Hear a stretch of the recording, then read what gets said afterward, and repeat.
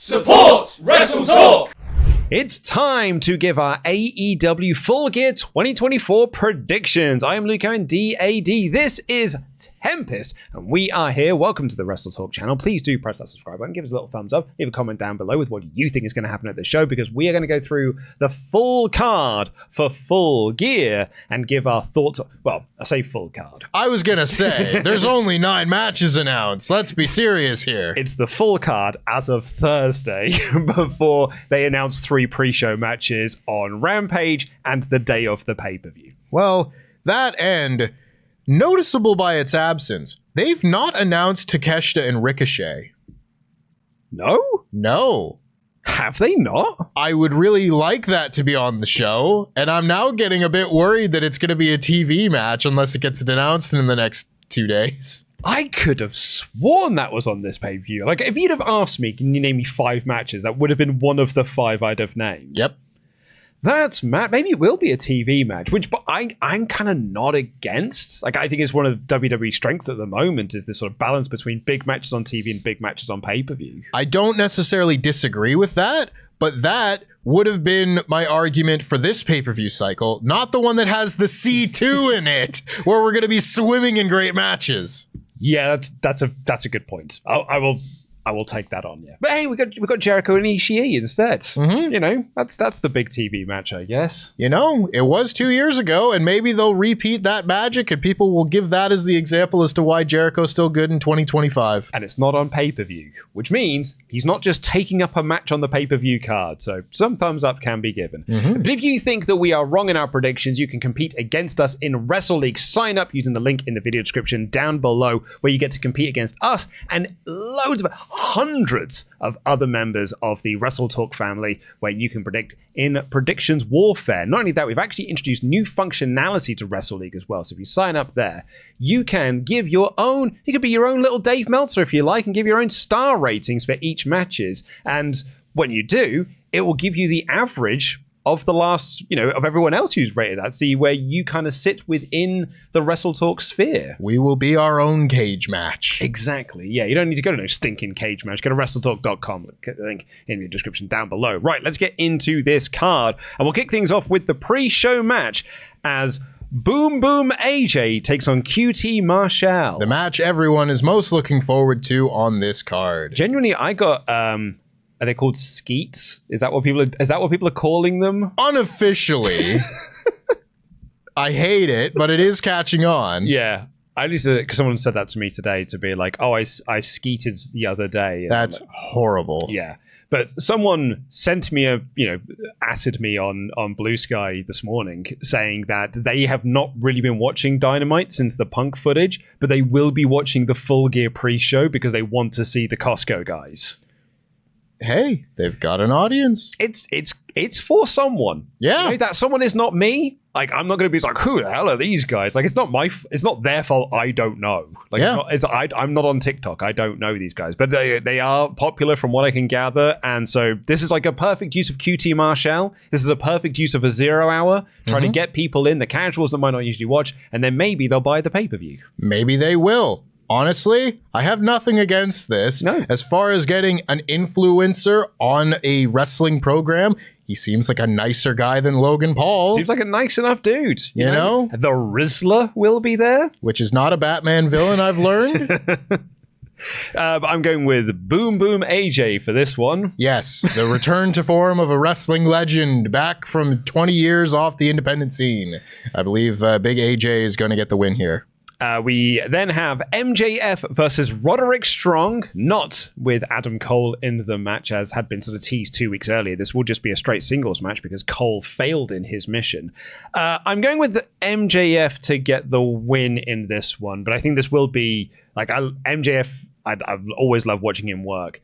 And I like seeing, Roddy cut a great promo on TV ahead of this.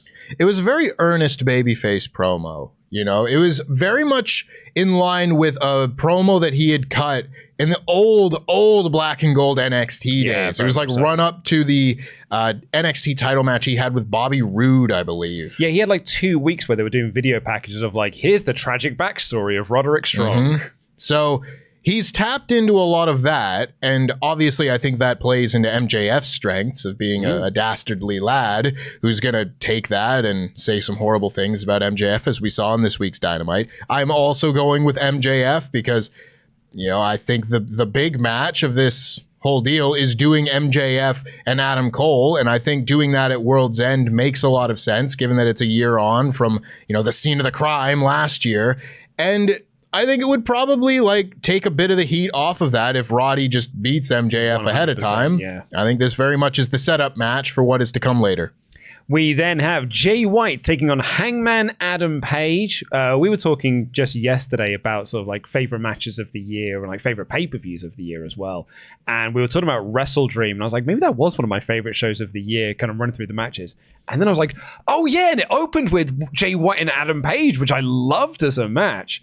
So I'm really excited for the sequel here in AEW, of course. Yeah, this is their like 8th match together over the course of their careers.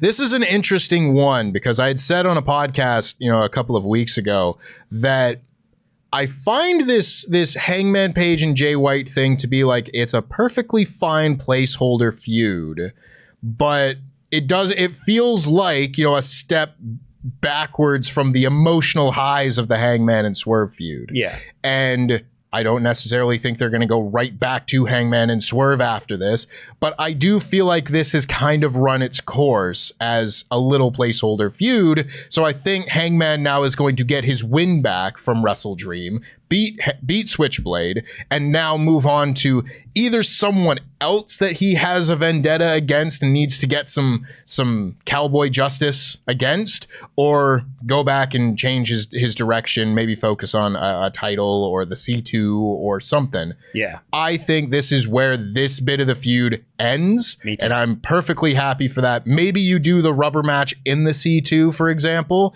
but either way, I think Hangman wins this one. Me too. I also think the setup they've had for this, which is Jay White is adamant he's going to tap out the Hangman, and I think that will end up being his undoing. You know, constantly going for submissions. Hangman reverses one of those to get the technical pin. They kind of set up the finish for it, which I like. I also agree that I think that once this is done, it's done for the time being. And maybe both of them do go into the C2. Jay White in particular, I think, can have a great run in the C2. And we and I say on the podcast a lot, but Hangman Page should be the main character of AEW Dynamite. So I'm quite happy for him to go into the C2, and I can see him wrestle a lot. I completely agree. For the tag team titles, it is a 4-way title match as Private Party defend against the Outrunners and the Kings of the Black Throne and the Acclaimed. This is an interesting match. I feel like I kind of... Maybe I didn't speak it into existence. Maybe I just saw this coming, where when Private Party won these tag titles, I was very excited because they had a great match with the Young Bucks and Pyro Ballyhoo. It was a big moment. And then they announced that they were going to do a 4-way. And I was like, okay, I feel like I see the writing on the wall here, that this is kind of this year's version of the Revolution 2023 4-way tag match where the Guns are the champion, and you don't want the Guns to beat a real team, so you fill that match with like Jarrett and Lethal and Danhausen and Orange Cassidy. And that's not to say that the guys in this tag match are not real teams by any means, but it was a clear pay-per-view match where these guys are the tag champions, but they're not really proven, so you don't want them to go out there and just beat an FTR or a Young Bucks or a Lucha Brothers or something. And I'm very much getting the same vibe from this match, where you've got the Outrunners in there. They're a meme team that are over, and, you know, they have a spot on pay-per-view too. But there isn't the really big established tag team in here because the Acclaimed haven't won a lot as of late. And the Kings of the Black Throne, I would like to see win more, but a lot of people were shocked that they beat FTR to qualify for this match. Stunned that they won. So I do think Private Party retains the titles. Way too early to have them lose it.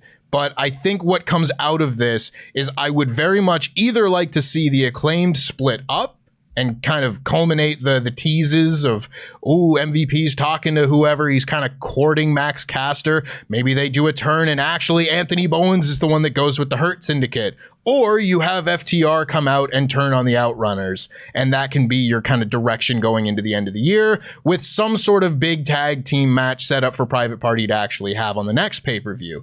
Either way, I think Private Party wins this one, and I don't see it as like a big thing I'm looking forward to on this show, unfortunately. No, I agree. I would probably open the pay-per-view with this because you can have this be the party match where everyone just gets in and does the private party match where everyone can just get in, do their big moves, everyone can do dives, the Outrunners can do all of their meme stuff, and you can really like heat the crowd up to then go into some other stuff afterwards. But you're right, like this isn't like a huge deal for Private Party. This is just a way to get some teams on pay-per-view, a way to give Private Party a win, and they can say, we've beaten 3 of the top teams in AEW.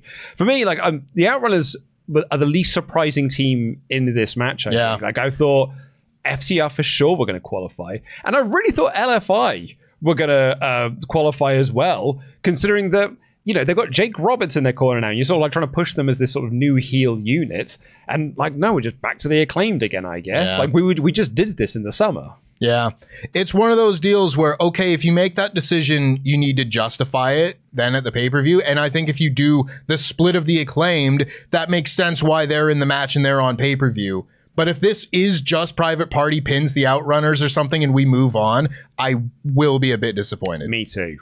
For the TBS Championship, it is your only women's match on the card. It is Mercedes Mone defending against Kris Statlander. I'm very excited for this match. The match is going to be great. I've not been that into the TV surrounding it, you know, Yeah, as has... been fine. It's been fine. Like, it's fine. It would be fine and perhaps elevated a bit if the rest of the show was really hot. You know, you can kind of get by with just fine. If just fine is the worst of it, then I think that is, that's fine.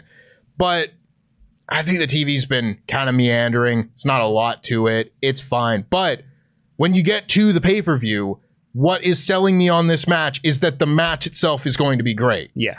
I think we're now getting to the point where I could kind of see anybody being the one to beat Mercedes Mone. There's enough dissension between her and Camille that like long enough. there is an out built into whatever she's going to do to drop the title. You know, miscommunication spot, whatever. She turns on Camille and then Camille turns on her, cost of the title. There's loads of things they could do. I don't think this is going to be the one. I think Mercedes is still going to retain the title, but it's at this point now where she's held the title long enough that if she lost it, it wouldn't be the most surprising thing on the show. I wonder if... I've got Mercedes to retain here, and I wonder if the Camille match is the World's End one, and like that's for the TBS title. Maybe you can give the Camille the win there. Yeah, it's interesting. Like, because, you know, they're sort of teasing the return of Julia Hart coming back. She's going to be going into a program with Jamie Hayter. So you kind of need to sort of like fuel, like, fill out this division ever so slightly. But I agree with you. I feel like we're at a point now where if Mercedes lost the title, I wouldn't be overly surprised. But I feel that we're heading towards a Mercedes Camille match for the title. Yeah. And like the build for that, I think, has also been fine. Like, I just don't think they've been on TV enough to really justify it being like a split of a unit. I agree. You know, and I don't have the answer in my mind as to who beats Mercedes to be like, no, we have to wait for this thing. You know, so if they decided to go with Kris Statlander, cool. She's great. She's great. Everyone likes her. Hopefully she would have a good run coming out of it, but we will see. We will see. It is Swerve Strickland taking on the pay-per-view debut, not the AEW debut because that happened on Dynamite, of Bobby Lashley. A match that, like, 2 days ago, I think everyone thought was a little bit in jeopardy because Swerve Strickland put up on Blue Sky. It was like, oh yeah, I've separated my shoulder. And I was like, uh-oh. Please don't tell me that, Swerve. You're my favorite thing on TV these days. I was genuinely like, oh no. You get that when wrestling, like when Rhea got injured, I was like, oh man. When Ilya Dragunov gets hurt, you're like, man. no. I was so bummed out. And like, yeah, when Swerve posted, I was like, oh no. I want that. That's bad. I won the match and I'm really excited to see this. Come on. But I guess it was a work because he was on TV and he was like doing stuff. Yeah. Unless, of course, that's the Swerve and then we get to pay-per-view and Bobby just dominates him. And they're like, they do the, was it with Tony Storm? Was she? Oh, it was Jamie Hayter when Hayter was hurt going into it. So they just did like a 30-second deal where Storm pins her. See, that's revisionist history. That match is much longer than you remember it, and it is much worse. For this one, though, I think this is probably like, I don't know. I'm probably most torn about this match, if anything, on the show, where I'm just like, I think it would be kind of crazy to beat Bobby Lashley in his first big match in the company. But also, I do think we kind of need to get Swerve back up with a couple of big, pay-per-view wins, that sort of deal.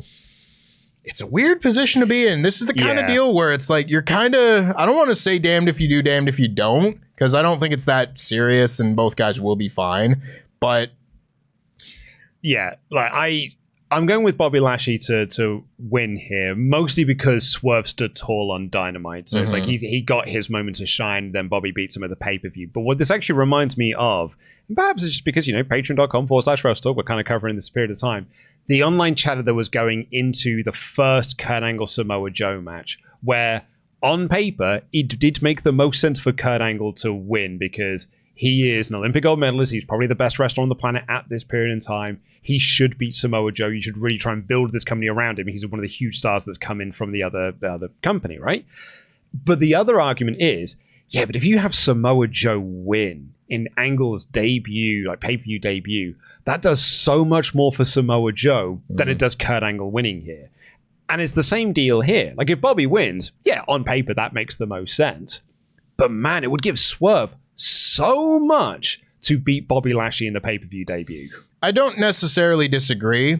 I don't think it's not perfectly apples to apples, I don't think. Because I think in that scenario, Kurt Angle is much more bulletproof than I think Bobby Lashley is, where you've got like Kurt Angle coming into TNA had been the WWE World Heavyweight Champion that same year. Oh, yeah. Like just a few months earlier. A few months earlier, and everyone knows like arguably best wrestler in the world and all that. Whereas Bobby Lashley was like, man, you haven't gotten a push in like 3 years. We all kind of wanted a bit better, but like has some weaknesses as a performer. Like you won't be able to just hit the reset button with a great promo out of Bobby Lashley necessarily. Or just winning a two handicap match with Cheeseburger. Yeah. So I think it does make a bit more sense to have Bobby Lashley win here. I am going to go with Bobby Lashley, but I don't know if he'll be in the C2 or anything. But Swerve coming out of this, I do think needs to then be all the way pedal to the metal, big pressure, Swerve when you drive, win all the matches for the rest of the year. And I think you can have him win in the rematch.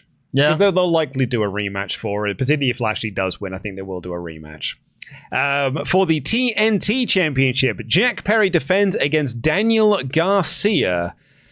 This, I think, is the one I'm actually the most split on. Interesting. The other ones I'm pretty much like I know where I'm heading.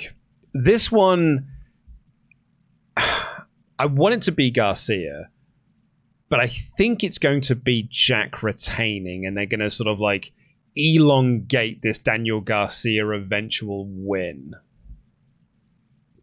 How long do I have to wait? This is the thing. So help me God if Daniel Garcia does not win this title. Daniel Garcia has been like the one getting little broed and sunned for like 2+ years at this point. And this, like, I was kind of like outside chance maybe he beats Christian for the TNT title at Revolution earlier this year. I didn't think it was happening because I thought it would go to Copeland, and it ended up doing so. But like, you know what? Garcia cut a really good promo on the Go Home show, and he's, in the mix here. It's kind of a 3-way feud at this point. Maybe they do a shock win. Daniel Garcia wins his first big AEW title. And they didn't do that. And I went, okay. Maybe he'll be involved in this Ospreay deal, and, he loses to Ospreay. We kind of expected that, but damn, that's another loss for Daniel Garcia. But then he goes in the MJF feud. I was like, well, clearly, he's going to beat MJF after everything that's happened. And had he signed a little bit earlier, I assume he would have. I think he would have done. But then he loses to MJF on pay-per-view.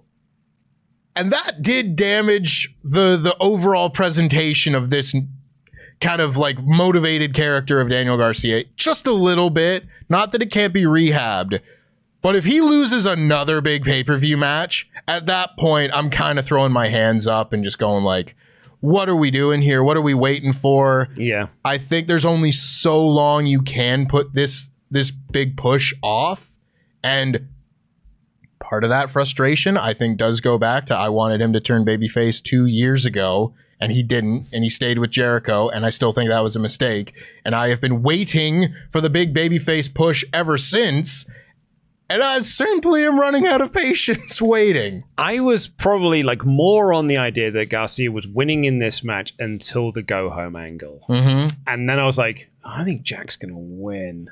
And they're going to like, stretch this out another month or so. Maybe he wins it at World's End. Maybe he goes into the C2. But I'm going with Jack Perry. Like, Jack Perry is my prediction for this. It's funny because I did feel the same way watching the go-home angle. But that being said, I'm willing it into existence that Daniel Garcia is winning the TNT title on this show. We have Will Ospreay taking on Kyle Fletcher. This one, out the gate, I was like, well, that's the one I know is going. Kyle Fletcher wins. Yep. If there's one thing that Will Ospreay wants to do on this planet, is to make Kyle Fletcher a star, and he is going to do everything he can in this match to make sure that Kyle Fletcher wins, beats him, and looks as good as he possibly can by beating him. I don't know if there is a single match on the show that I am more nailed on for than this one. Yeah. And I say that, there are a few I'm pretty nailed on about. But for one that doesn't involve a title and like, ooh, the consequences of the results and all that, this is like, no, Kyle Fletcher is beating him. This is the big star-making match of Kyle Fletcher's career, and they're going to go all the way with this guy. And Will Ospreay, being the very unselfish person that he is, wants to make this work. After this week's Dynamite, I am also fairly certain that Mark Davis is going to play a role in the finish of this match. I think very much so. And I'm all for that too. I think that is going to be probably the best case scenario presentation for this, the direction of this group, this feud, all of this. If Mark Davis rejoins and they do an Aussie Open thing, I like what Kyle Fletcher is doing as a singles guy, but I think you can still do that while also putting a tippy top heel tag team into a division that sorely needs it. Massively needs it, yeah. Yeah, they are kind of top heel team. They don't have it at all really at the moment, do they? They're kind of top heel team poor. You know? Who is the top heel team? I don't really have an answer for you. Because House of Black, I think, are baby faces at this point. So, like Cage and Archer? Well, that's what I was going to say. Is it Cage and Archer, who are also in the family, ironically? Yeah. I guess it is them, but it doesn't feel like it's them. Doesn't really feel that way. And I do think that is also part of the reason why, like, I think FTR probably turns soon. Yeah. You know, because you need something like that.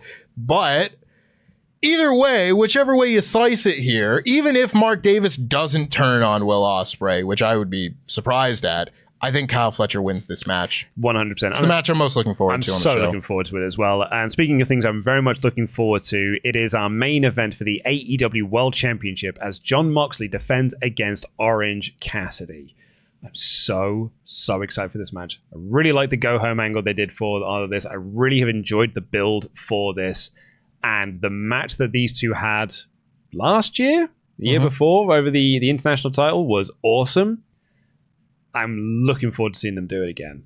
It's one of those deals where the match that they had at All Out was one of my favorite matches that AEW put on that year. And that was a great show as well, with like 2 5-star matches and Danielson, Ricky Starks, and Omega and Takeshita and everything. And that match still stood out. And I think there is still a chance to recapture that feeling. But I wonder how much of the success of that boils down to the story that was being told then and the emotions involved, where Orange Cassidy trying his best and fighting at the end of this legendary long 10-month title reign, and Jon Moxley comes in fairly fresh and he's just gonna put him down because, sorry kid, you're here and I'm here and I want your belt, I'm gonna take it. And they have this match and you kind of know that Orange is losing, but you really want him to win. Covered in blood, as is most Jon Moxley big matches. I think that was a very unique kind of stars aligning deal. And that's not to say that they can't have a great match this time around with a different story, but they tried to do that match again 2 months later at Full Gear, and it was good, but I don't think anybody really remembers it. They bring it up. I forgot it happened. Yeah, they bring it up in the story of Orange Cassidy beating Jon Moxley, so like, you know, they've brought it up and everything. But I do think a bit of the magic of Orange Cassidy and Jon Moxley was those set of circumstances, and the absolute like there's no question in my mind that Moxley is retaining this title. 100%. I think that's a lot to overcome when I don't think, I mean, I could be wrong. You might go in, it might be a hot crowd that's willing to buy every single thing that is sold to them. But you're going to really have to overcome the deficit of not believing that Orange Cassidy is winning this title. Yeah, I think if there's anyone who can do this, it's Orange Cassidy. I think you're absolutely right. So I think that the crowd will definitely be there for this match. I mean, I to kind of counter maybe that is the going into All Out, I knew that Moxley was going to win. Mm-hmm. Like I went to that show being like, oh no, Moxley's for sure winning the belt here because we've reached the end of this Cassidy run. So the predictability of the finish, I don't think is affecting. It didn't affect me there, and I don't think it's going to affect me now either. Because as I said, like him standing defiantly up after that little beatdown angle that they did, I'm like, oh no, this is pretty rad. And I think like Moxley looks a little bit rattled. I'm quite into this. Mm-hmm. I think it's going to be a really, really great match. Moxley's retaining. Like it is not the time for him to be losing the belt. It's not the time for Orange Cassidy to be losing the belt either. Winning the belt rather. He's also the perfect first guy in this Moxley Death Riders storyline. Before we get to some of the younger guys, the starting to build these people up. So I think Cassie's the perfect first guy for this. Yeah. I think what a lot of this match hinges on for me is, okay, I don't necessarily need to buy that Orange Cassidy is winning, but there needs to be a next chapter in the story here. Mm-hmm. Like, if Moxley just goes in and they have like a fun 20-minute main event match and Moxley just beats him and then we go to credits and the show goes to black, I'll be like, yeah, that was fine, but I don't know if I'm going to remember it. It'll stick in my mind for ages and ages. If they go in there and do something to make me want to tune in the next week, I will consider that a big success. Yeah. And we will see what happens there. I don't know if I'm influenced by like the last 2 weeks. I felt that this angle in particular has been hampered by cold crowds on Dynamite, where it just doesn't feel like a big, heated, emotional story that it did immediately coming out of WrestleDream. It has lost some momentum. Whereas last year when you went into All Out, Orange Cassidy's title reign was like everyone's favorite thing in the company, so it kind of felt like the height of what AEW is doing now. And this is still the main event angle, but it doesn't feel quite as hot as it did a few weeks ago. So if they go in there in New Jersey and have a really hot crowd and everything, I might come on the podcast review and go, God damn it, they did it and they had this hot crowd and it was amazing and everything. But it's one of those factors that you can't bank on right now. No, not at all. I'm crossing my fingers for them. They could have the best match on the show, and I very much hope they do. But either way, I think Moxley's retaining. I'm looking at this card. I don't think they will. They could do, but I'm looking at the match that's before that with Ospreay and Fletcher, and I'm like, yeah, I think they've got a pretty tall order if they want to have the best match on this show. I think you're very much right, but you never know.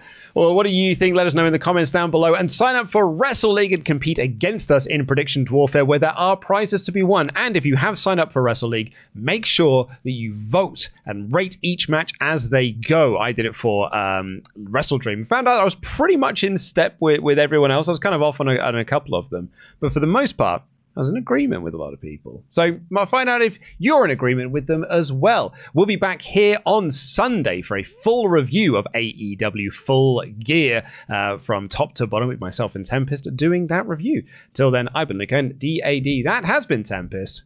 Jam that jam.